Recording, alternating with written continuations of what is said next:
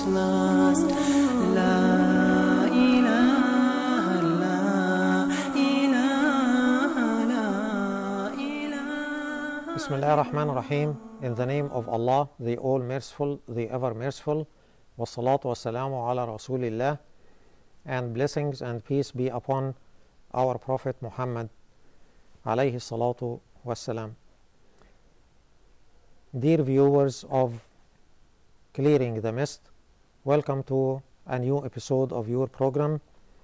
And as you may be already familiar with the purpose of the program, we intend to present some Islamic terms and transliterate them. By transliterate them, we mean to represent them using letters of the English language or the Latin alphabet or the Roman alphabet, if you like. And in some cases we have to resort to some additional symbols, or by simply underlining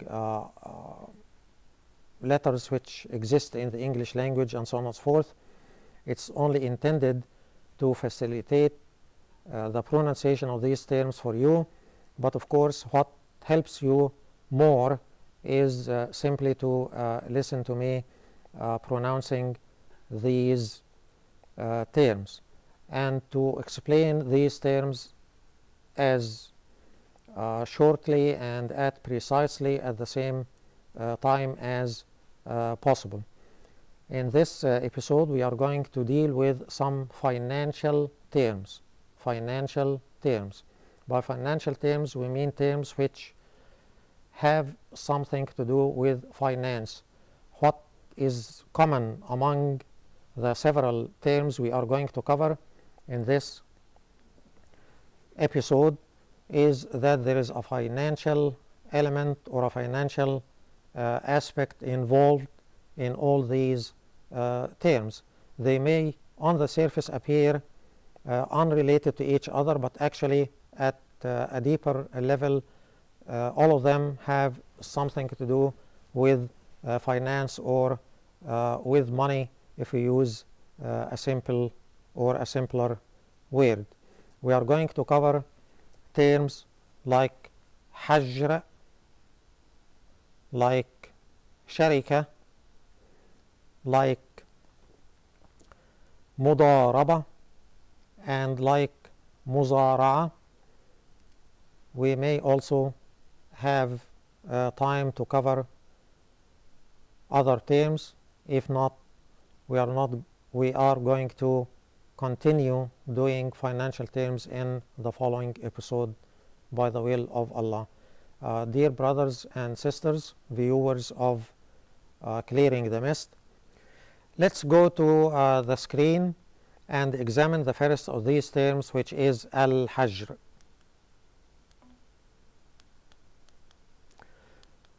By hajr we mean interdiction of an action with respect to a particular person. Then you prevent a particular person from doing a certain action, from buying or selling, or from any form of wasting his or her money. Why should we do this, or what are the circumstances under which we are permitted as Muslims to do this? We have certain causes of inhibition. Then hajr can be interdiction of a person or inhibiting or inhibition of a person from being involved in financial transactions. In many cases, to protect the person himself against wasting his money. We have several causes of inhibition, such inhibition or interdiction, like infancy.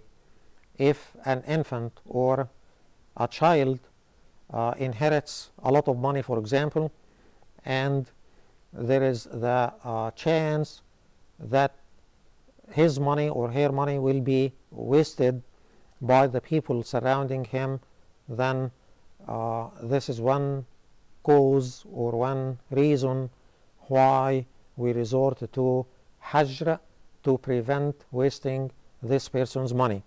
Another reason is insanity. And of course, until the child is grown up enough to become responsible for and become able to handle his own money he inherited, for example, then of course there is no longer interdiction or inhibition of the person. The second cause is insanity.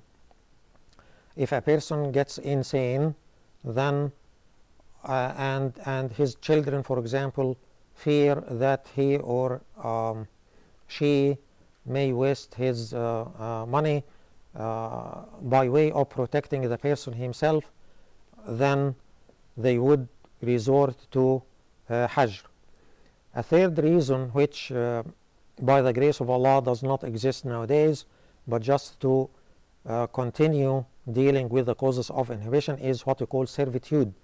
When the person is not a free person, he has some money, he has a certain property, he has certain riches, but he is not a free person and he is not allowed to handle his own possessions until he becomes a free man or a free woman. And of course there are several ways of someone who is in the state of servitude to become a free man or a free woman, which we may cover later. But these are the major causes for inhibition which justify or allow for Hajr.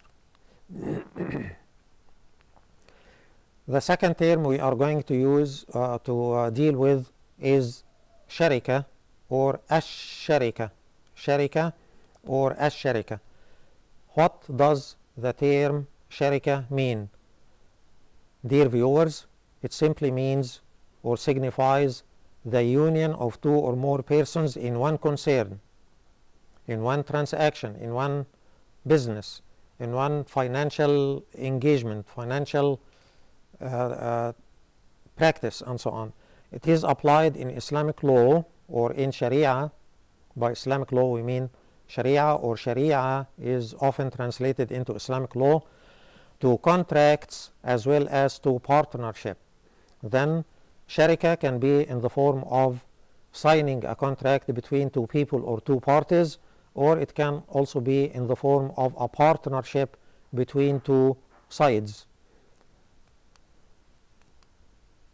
A special kind of partnership where one partner provides the capital, and in this case the person providing the capital is called Rabbul Mal. Rabb, that's the first word. Al-Mal, Rabb is the owner or the possessor.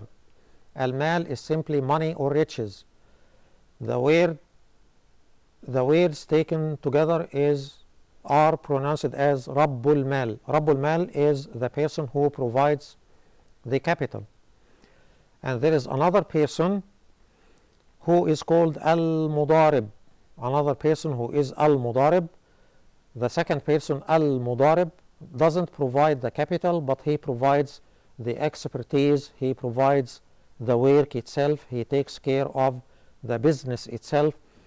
Then here we have some sort of cooperation, some sort of sharika, some sort of collaboration between someone who has the money but who doesn't have the time or the ability to handle his own money or his own riches, and another person who may lack the financial means but who can still work and devote himself to a certain business or a certain financial enterprise. Then here we have what we call mudaraba or co-partnership. Mudaraba, this is what we call mudaraba or co-partnership. We have partnership between two people or two parties, one who provides the capital or the money and one who provides the effort or the work.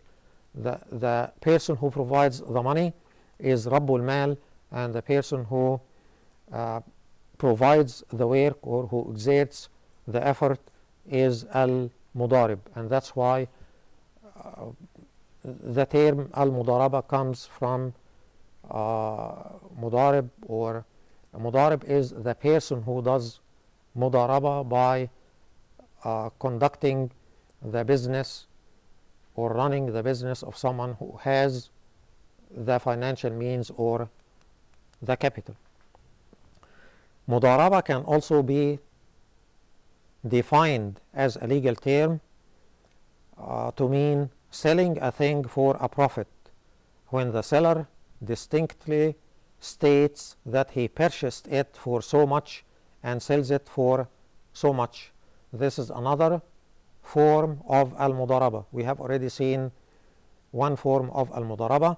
The other form of al-mudaraba is for someone to sell something to gain profit by buying something for a certain price and of course selling it for a higher price.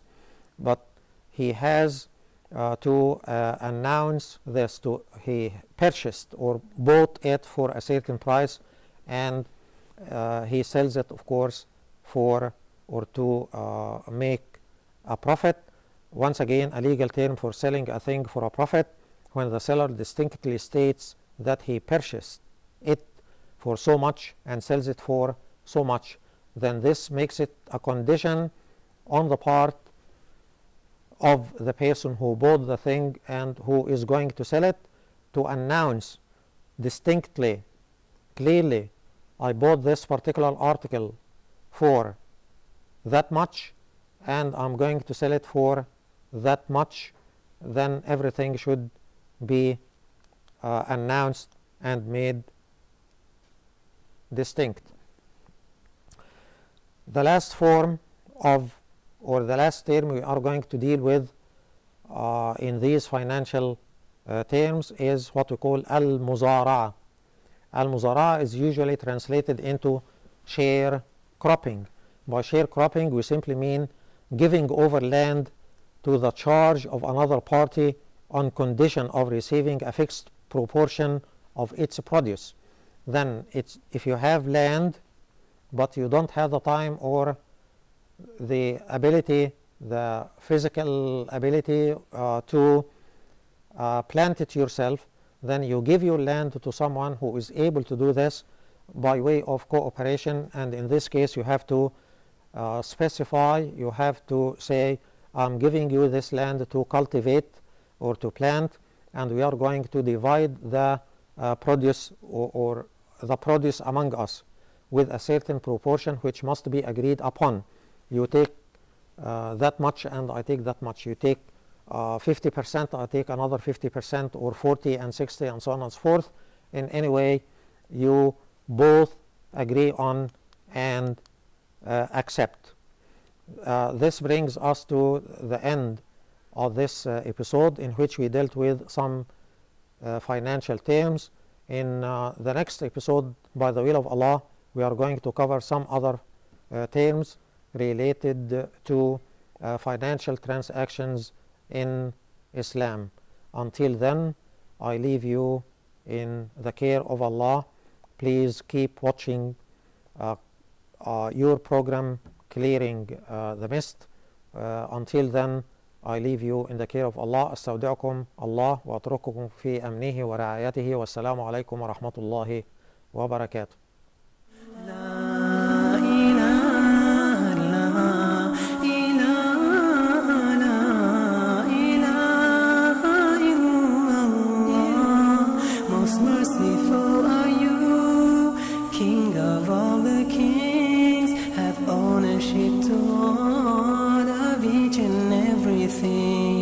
Indeed, I am your slave, created from the dust, a traveler in this world. I shouldn't feel such loss. La ilaha